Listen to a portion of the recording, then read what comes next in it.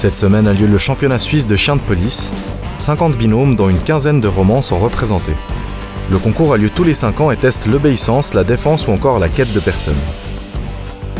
Alors bien souvent, ces exercices, on les fait également dans le cadre des entraînements quotidiens, sauf que les entraînements quotidiens ils sont plus axés sur ce qu'on a besoin dans le terrain, et là c'est vraiment plus basé sur concours, où on nous demande beaucoup plus de docilité du chien et d'obéissance.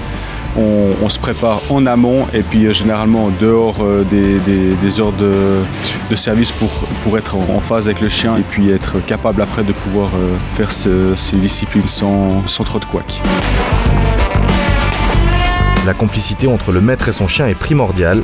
L'animal appartient à l'État mais vit dans la famille du policier, ce qui donne naissance à une réelle relation. Beaucoup de confiance entre les deux.